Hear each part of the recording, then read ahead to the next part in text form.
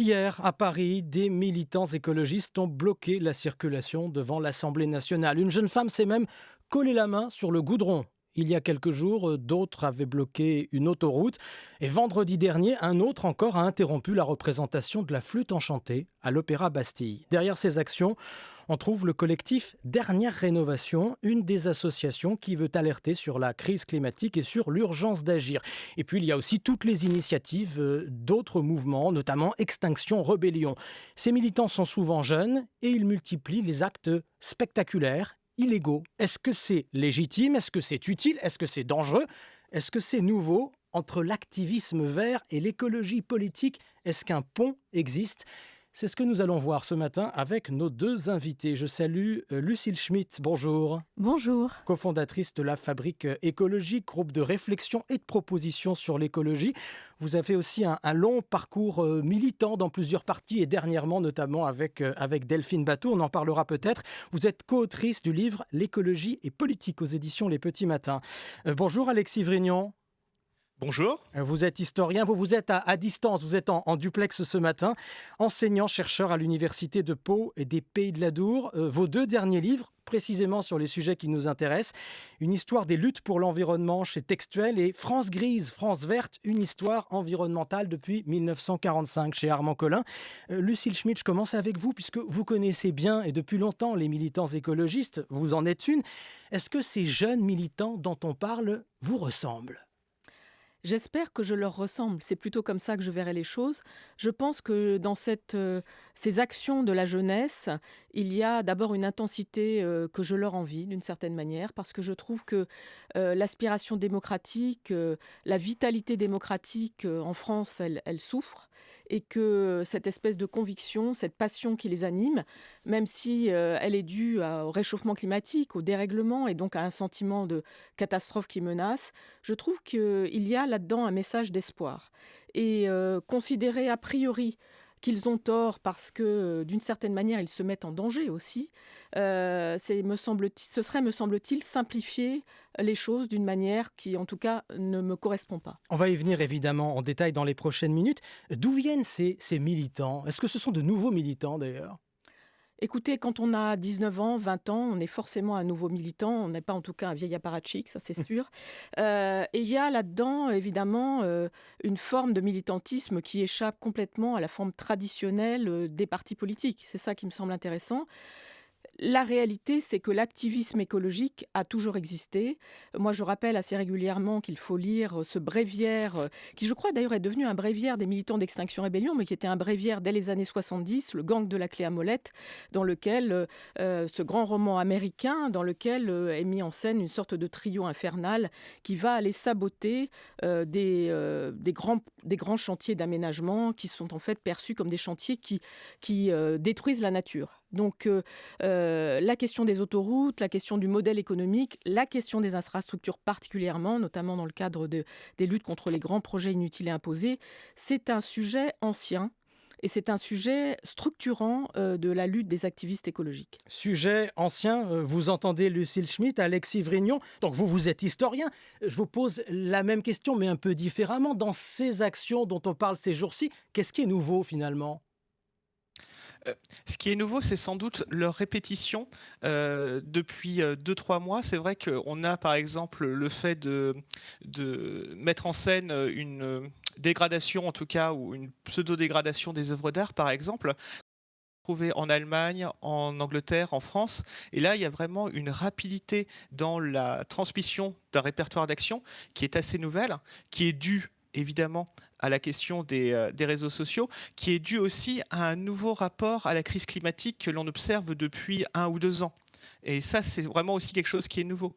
C'est-à-dire que pendant longtemps, on a dit que la crise climatique va être un enjeu de long terme et on réfléchissait beaucoup à la difficulté du monde politique à prendre en compte ces enjeux de long terme. Est-ce que ça veut dire que l'horizon temporel a changé ?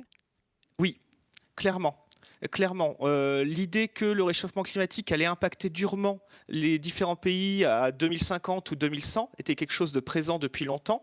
Et là, on se rend compte, depuis cet été notamment, depuis ce mois d'octobre qui a été le plus chaud jamais enregistré en France, que le réchauffement climatique s'accélère et qu'il va impacter notamment directement les pays européens. ce qui n'était pas une perception aussi nette, notamment dans l'opinion publique, auparavant. Et ça en fait un critère de mobilisation important, notamment pour une partie de la jeunesse, mais ce ne sont pas uniquement des jeunes qui se mobilisent dans ce genre d'action, même s'ils sont principalement des jeunes. Lucille Schmitt. Oui, moi je voulais insister sur cette question des œuvres d'art parce que je pense qu'il y a aussi dans l'approche consistant à commettre un acte sacrilège. Je crois que l'œuvre d'art, ça représente notre histoire, ça représente un patrimoine commun, etc. Pourquoi est-ce qu'on ne ferait pas aussi la relation avec l'idée que nous détruisons un patrimoine commun, qui est un patrimoine commun naturel?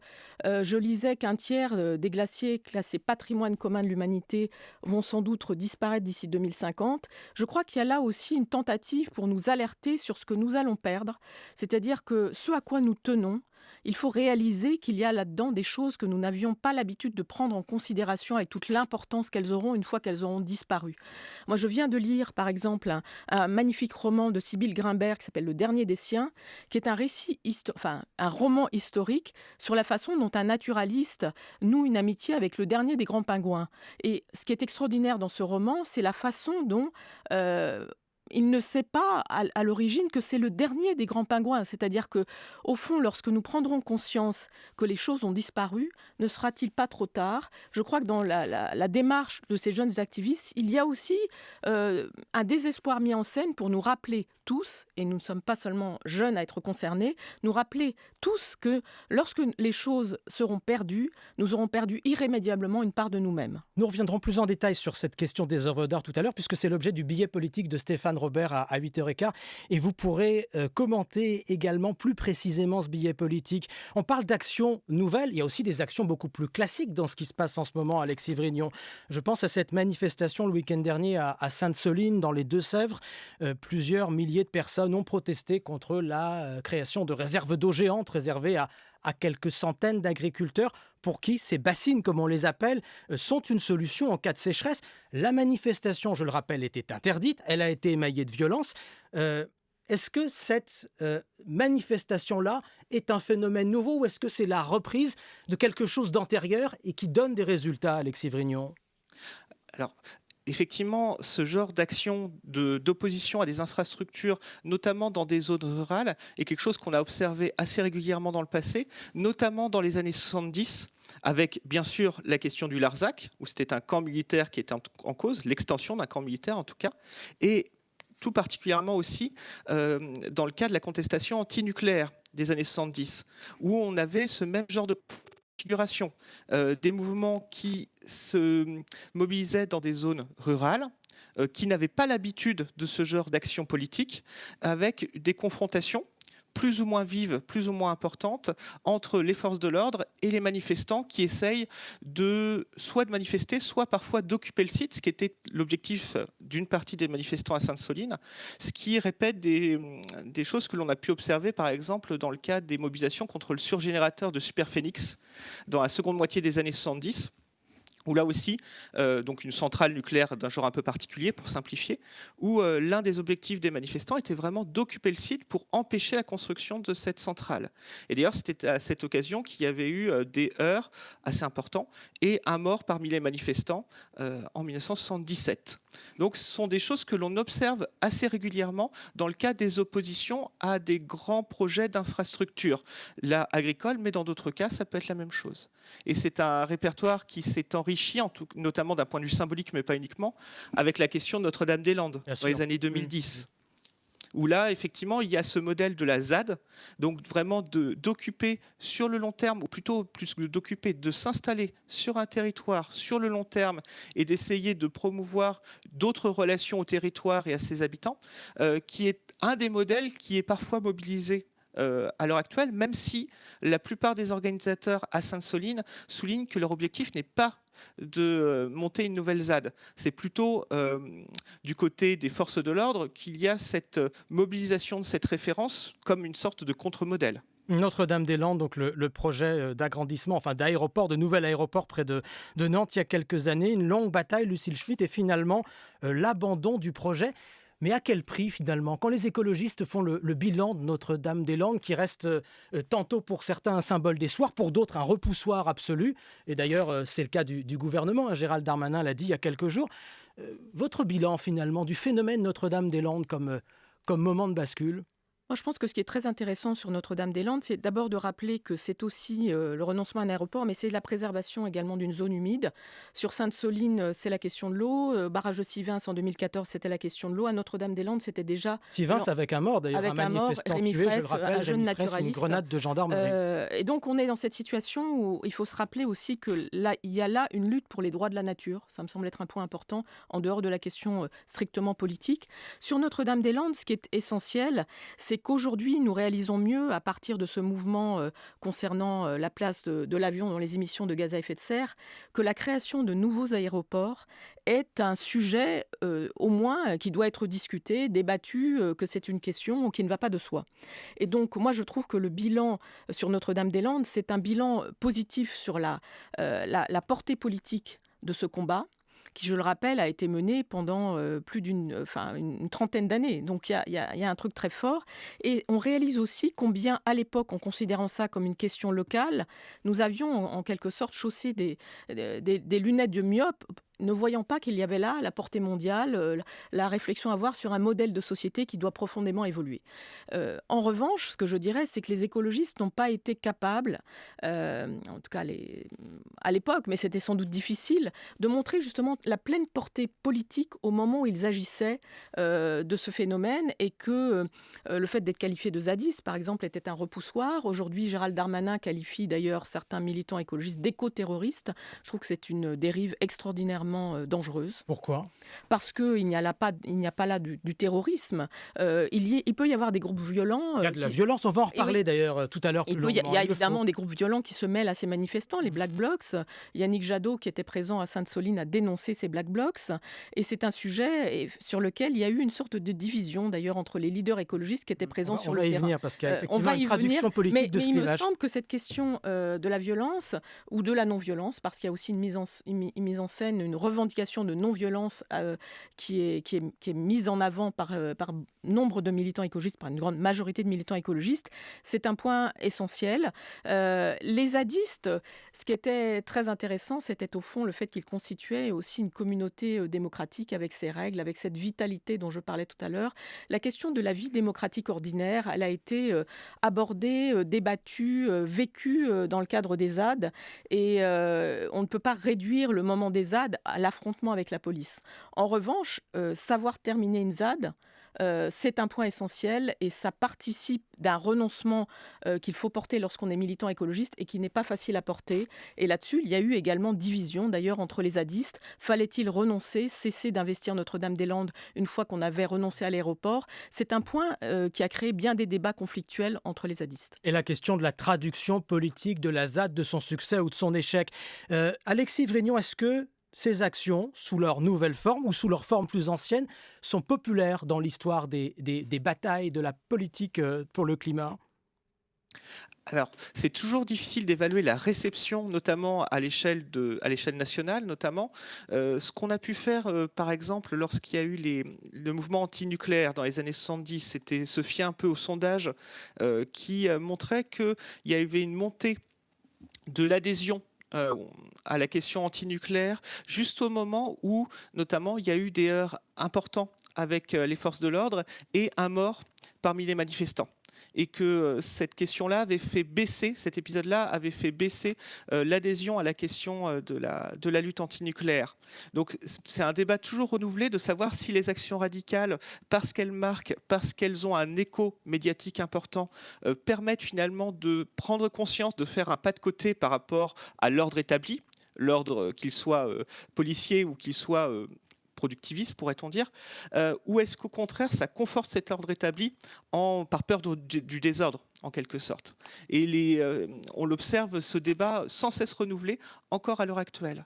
Ce qui est sûr, c'est que, par exemple, il y a eu des collègues qui ont fait le parallèle entre les actions qui sont menées face aux œuvres d'art avec les actions des suffragettes, notamment en Angleterre, au début du XXe siècle, pour montrer que malgré une relative impopularité dans l'opinion de ces actions des suffragettes, eh bien, ces actions avaient été importante pour faire évoluer les législations et permettre aux femmes d'avoir le droit de vote en Angleterre en 1918. Et donc, il y a certes la question de la popularité ou de l'impopularité qu'il faut prendre en compte et qui est une variable essentielle, puisque l'idée étant de faire bouger l'ensemble de la société, mais il y a aussi la pression sur les pouvoirs publics qui entrent en ligne de compte pour obtenir finalement une décision ou une autre. Le cas de Notre-Dame-de-Lande est aussi assez révélateur à ce niveau-là, puisqu'il y a eu à un moment donné un référendum qui a été organisé à l'échelle de la Loire-Atlantique, qui n'a pas été déterminant sur la décision d'abandonner l'aéroport. Ce qui a été déterminant, c'est le rapport de force sur le terrain. Donc il y a ces deux enjeux qui sont là et qui sont difficile à articuler l'un avec l'autre. Et c'est ce qui fait la difficulté pour les militants qui sont engagés dans ces luttes. C'est ce qui fait la difficulté de ces luttes, c'est d'avoir ce rapport de force, ce rapport à l'opinion, et en plus de tenir ces luttes sur la longue durée.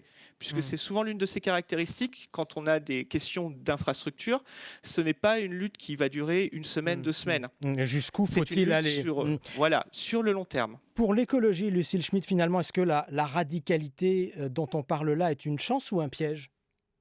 Elle peut être un piège. Je ne dirais pas qu'elle est une chance, je dirais qu'elle est une réaction, notamment chez ces jeunes, qui me semble être assez naturelle, si je puis dire, face à un principe de réalité écologique. Vous savez, je dis toujours qu'il y a en fait deux principes de réalité qui entrent en conflit. Le principe de réalité des dirigeants, de ceux qui ont déjà le pouvoir, de ceux qui appartiennent à une autre génération, qui disent on a toujours fait comme ça, donc pourquoi est-ce qu'on ferait autrement et on va améliorer les choses à la marge.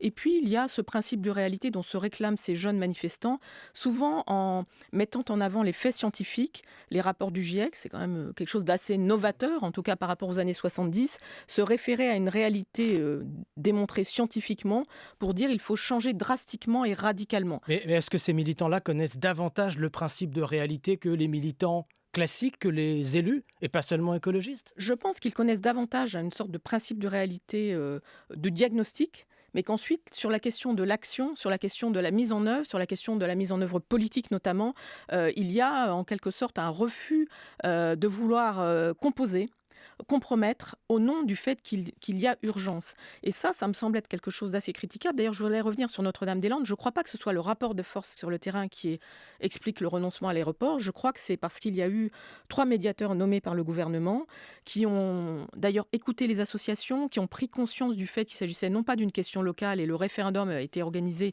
d'une façon extraordinairement locale, en fait, alors qu'il s'agissait d'une question d'intérêt, j'allais dire, global, national, européen, etc.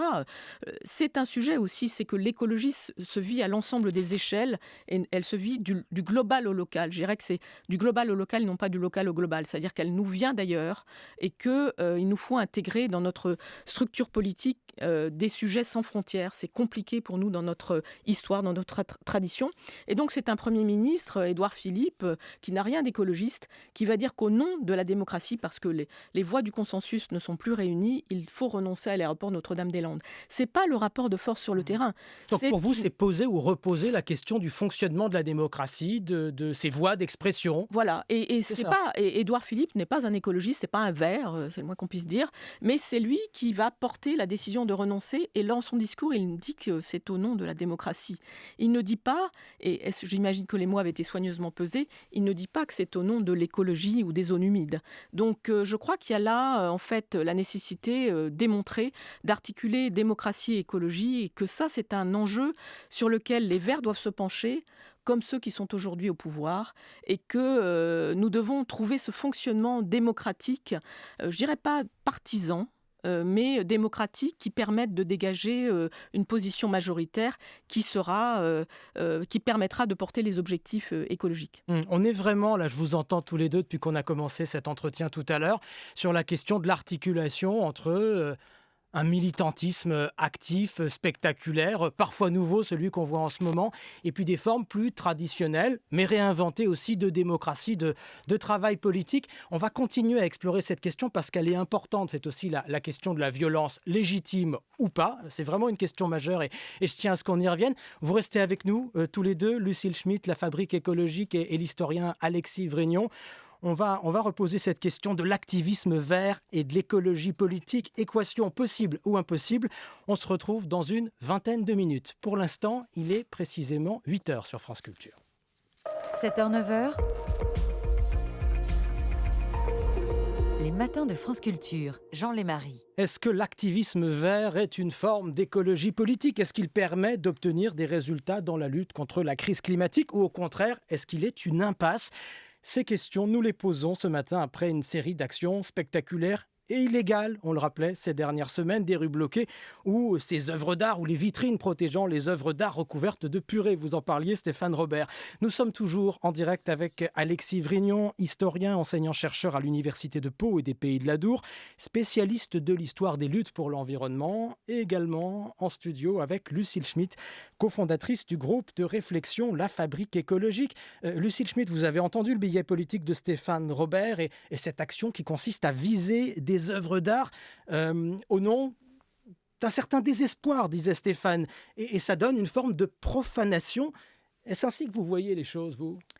Moi, je me disais deux choses. D'abord, est-ce que cette profanation aurait été perpétrée si les œuvres n'avaient pas été protégées? C'est une question de bon sens, mais il y a une manière de dire on fait semblant et puis peut-être qu'il y aura une étape supplémentaire ensuite si vous ne nous écoutez pas. Les cadres des tableaux, pour entrer dans les détails, des cadres anciens sont parfois touchés tout de Oui, même. mais l'œuvre, non. Et en tout cas, la question de la protection rend l'acte comme une sorte de répétition générale. Moi, c'est ça qui me semble intéressant.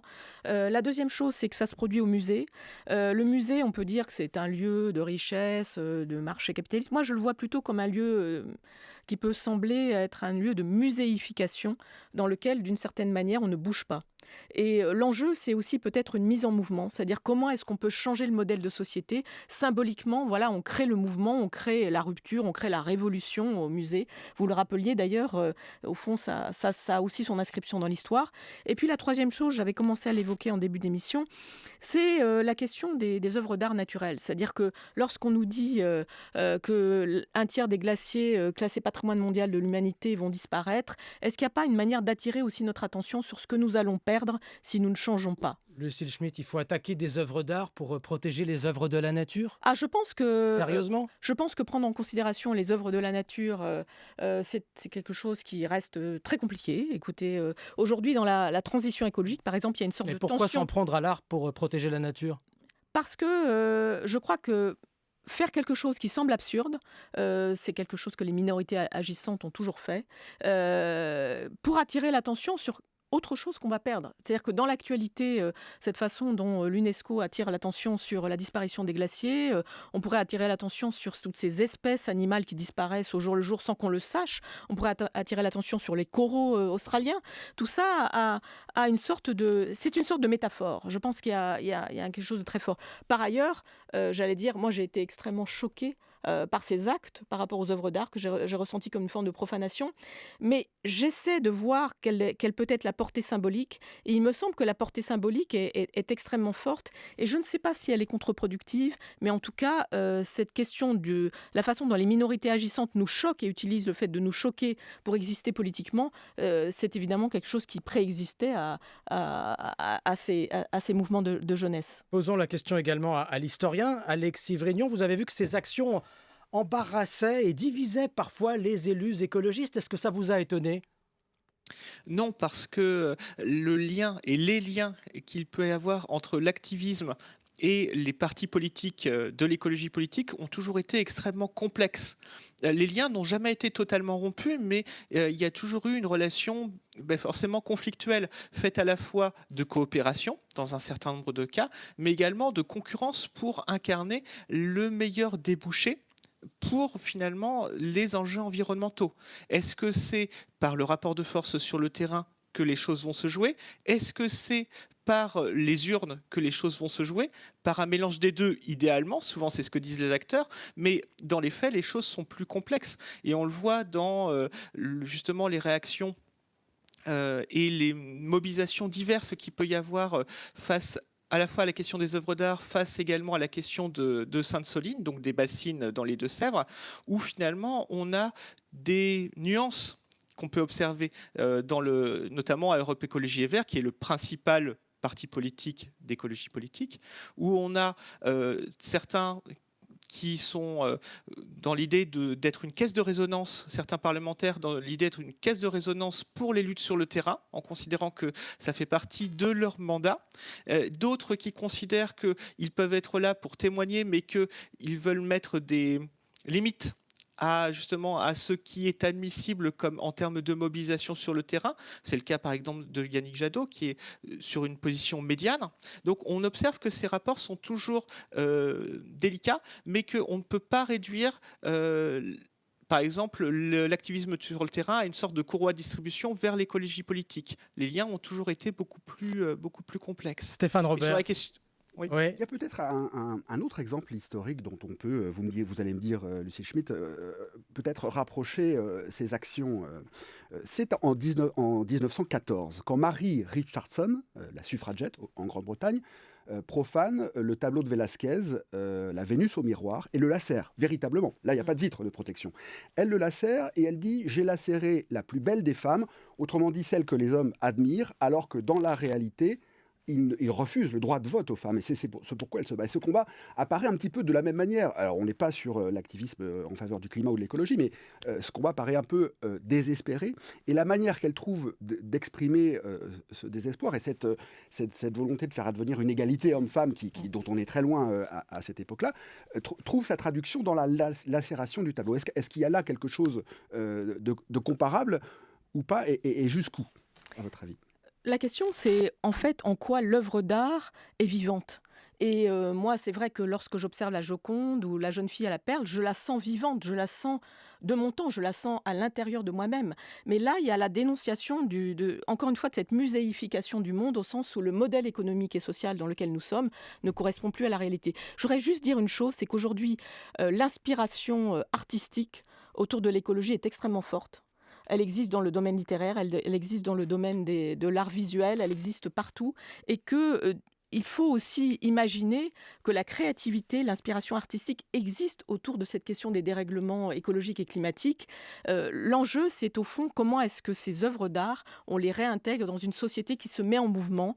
Et évidemment, condamner la violence, condamner le fait d'abîmer ces œuvres qui ont une portée universelle, qui sont tellement magnifiques, mais remettre aussi en mouvement notre société.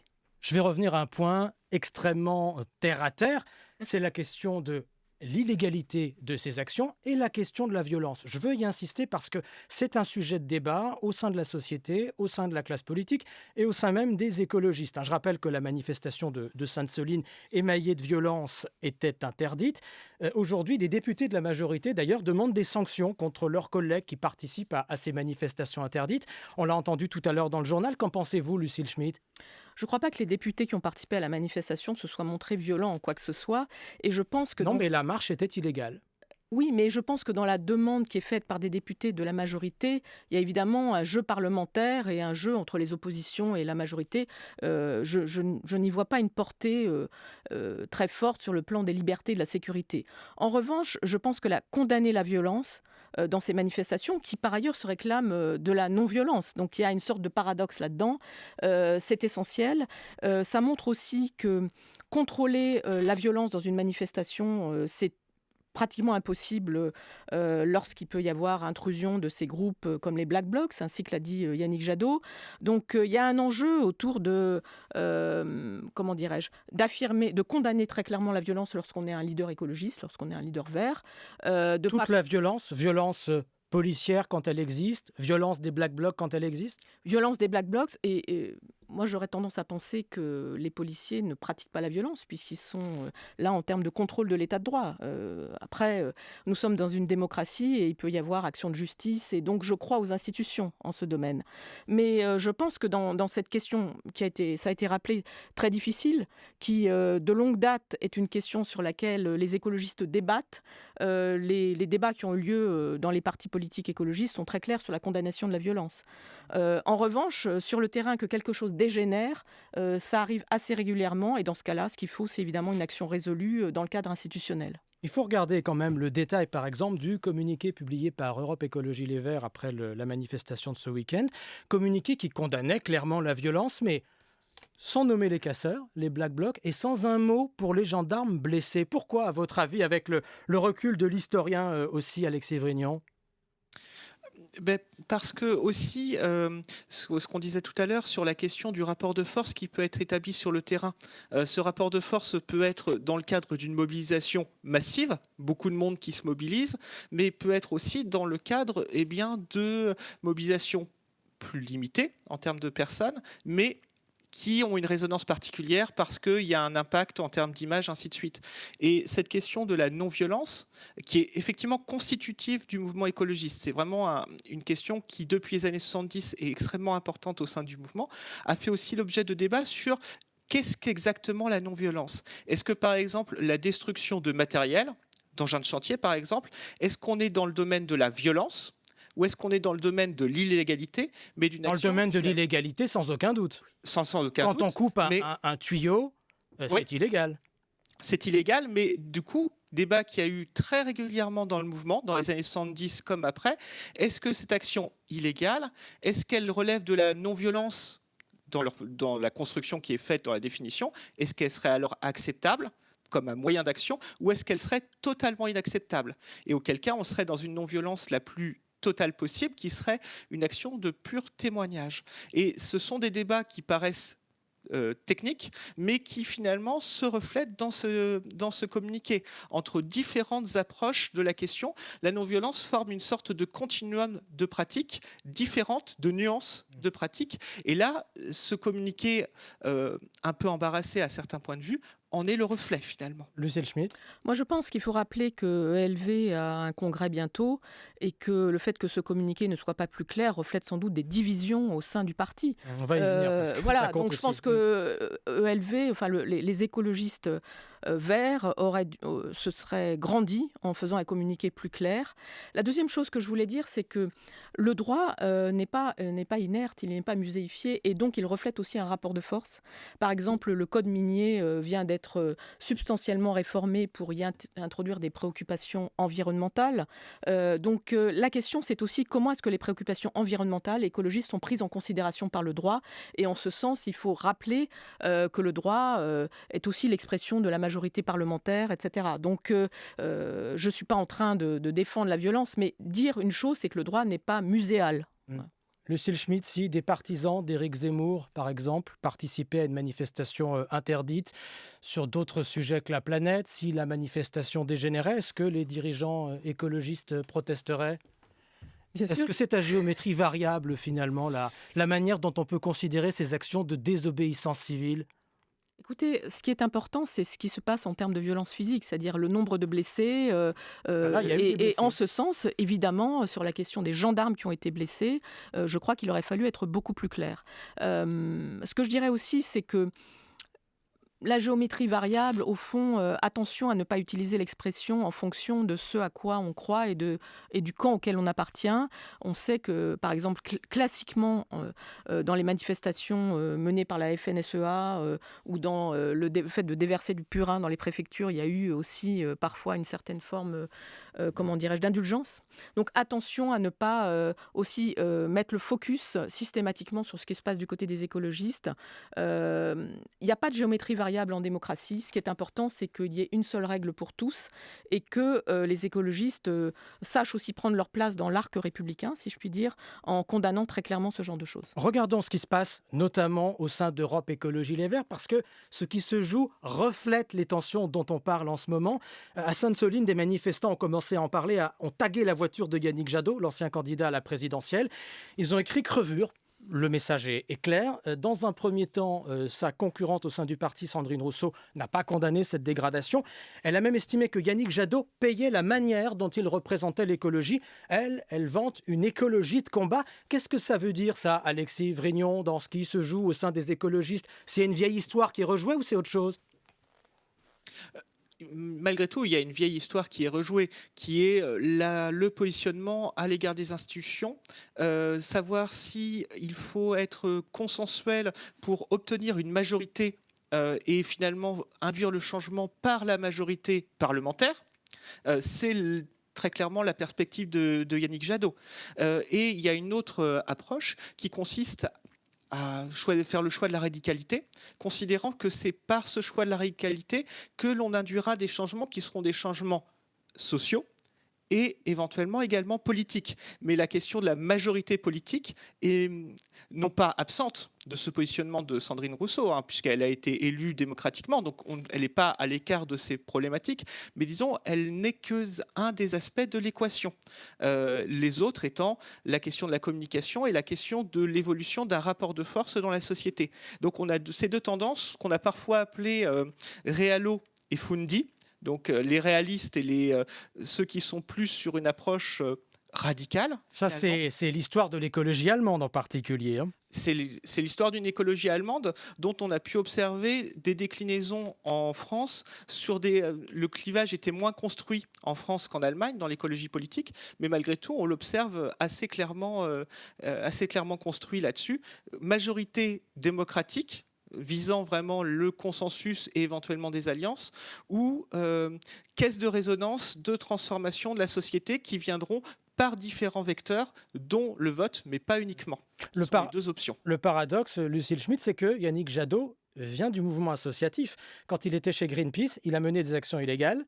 Lui, maintenant, qui est traité de trop réaliste par ses détracteurs au sein du parti. À l'époque, il a même été condamné, c'était en 2006, pour atteinte aux intérêts supérieurs de la nation. Est-ce qu'il y a des écologistes plus purs que d'autres ? Est-ce qu'il y a un concours à la plus grande pureté en ce moment ? C'est un concours dans le discours. En tout cas, ce qu'on peut dire, c'est qu'Yannick Jadot, de très longue date, par exemple, avait été présent à Notre-Dame-des-Landes et n'a jamais hésité à mener des actions d'activiste, effectivement. Que sa voiture ait été taguée et qu'il y ait marqué crevure, ça fait partie des débordements habituels. Que Sandrine Rousseau n'ait pas condamné les choses, c'est tout à fait regrettable et ça traduit le fait qu'il y a un congrès dans lequel leurs motions s'opposent. On va dire les choses très clairement. Après... Sur l'enjeu des institutions, je ne crois pas qu'il faille forcément viser la conquête majoritaire des institutions. En revanche, prendre sa place dans les institutions, je voudrais rappeler qu'en Allemagne, par exemple, c'est un exercice du pouvoir en coalition. C'est-à-dire que les Verts n'ont jamais eu la majorité en Allemagne, mais ils sont deuxième partenaire de la coalition qui est actuellement au pouvoir. Et ils y prennent toute leur place dans une période où le moins qu'on puisse dire, c'est que la préoccupation écologiste, elle est reléguée au second plan par rapport au fait de trouver du gaz.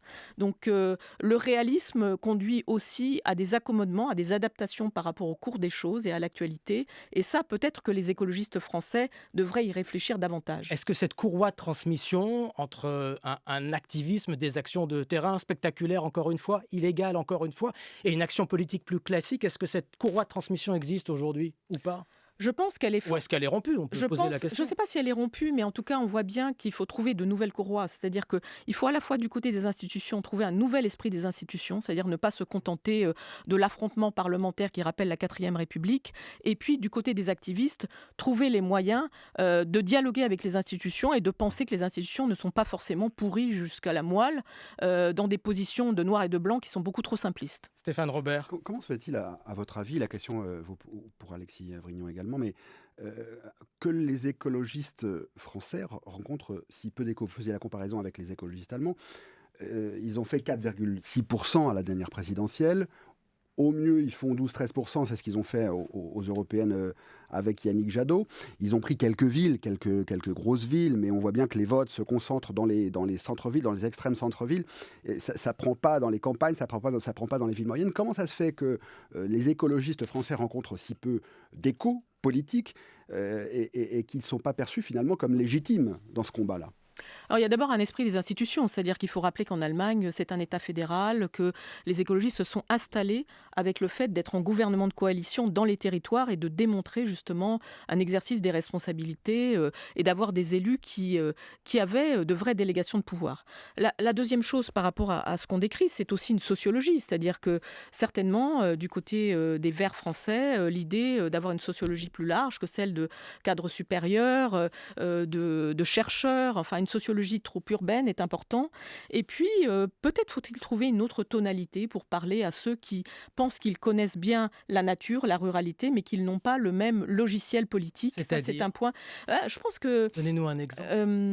Je pense que, par exemple, ce qui est intéressant dans l'histoire des méga-bassines, c'est qu'il y a Benoît Biteau qui était présent, qui est donc un député Europe Écologie Les Verts, qui est un agriculteur, qui a parlé, je trouve, très bien, en fait, des enjeux de transformation du modèle agricole. Mais qui s'oppose à d'autres agriculteurs, notamment les enfin, je trouve, 400 qui ont mais monté ce projet de oui, bassine. sauf qu'on voit bien qu'il y a un certain nombre de personnes qui sont passées du soutien aux méga-bassines vers justement le soutien à un modèle plus agroécologique, qu'il y a une sorte de perméabilité entre les deux milieux et que je pense qu'il y a là un discours qui peut convaincre des personnes qui étaient indécises. Donc comment est-ce qu'on fait pour trouver ce langage qui permet d'abord de dire qu'on vous écoute, qu'on ne pense pas, qu'on ne fait pas la morale. Je pense que c'est un point assez essentiel. Par exemple, en Bade-Württemberg, les écologistes allemands ont trouvé les moyens pour justifier les énergies renouvelables, d'avoir un discours qui maniait les préoccupations écologistes, les préoccupations entrepreneuriales. Comment est-ce qu'on fait en sorte de ne pas faire la morale, mais d'avoir un pied dans l'économique et le social? C'est un point essentiel. Nous arrivons bientôt au bout de notre échange. Alexis Vrignon, prenons là encore un peu de recul historique. Dans la manière de combattre la crise climatique à la lumière de ces actions dont on parle depuis tout à l'heure, est-ce que vous avez l'impression que nous avons changé d'air ? On a sans doute changé d'air parce que la crise climatique s'est imposée comme le dossier essentiel d'un point de vue environnemental déjà. On peut le regretter parce qu'il y a d'autres enjeux qui sont liés mais plus lointains, biodiversité, ainsi de suite, mais la crise climatique s'impose comme l'enjeu environnemental numéro 1 et l'enjeu environnemental s'est imposé aussi dans l'espace public comme un enjeu maintenant important qu'on ne peut plus écarter d'un revers de main. Et on le voit bien à l'heure actuelle au niveau du gouvernement où il y a un discours qui peut être tenu régulièrement sur l'importance de tout cela, eh bien c'est quelque chose qui a des effets. Parce que forcément, les paroles appellent ensuite des actes. Donc à ce niveau-là, on a changé d'air en termes de préoccupations. Le tout, c'est de transformer ces préoccupations en une véritable transformation de la société, de son organisation, pour résoudre les problèmes qui maintenant sont considérés comme essentiels par énormément de gens. Et c'est là que tout se fait, dans le changement entre le dire et le faire. Merci à tous les deux. Lucille Schmitt, cofondatrice de la Fabrique écologique. Je rappelle le livre dont vous êtes co-autrice, L'écologie et politique, aux éditions Les Petits Matins. Merci à vous également, Alexis Vrignon, historien, enseignant-chercheur à l'Université de Pau et des Pays de l'Adour. Vous avez publié une histoire des luttes pour l'environnement aux éditions Textuelles et vous venez aussi de publier France Grise, France Verte, une histoire environnementale depuis 1945 chez Armand Collin. Vos arguments échangés et de la matière à réflexion, ce sera évidemment bientôt sur le site de France Culture, franceculture.fr et sur l'appli Radio France. Dans un instant, un nouveau journal.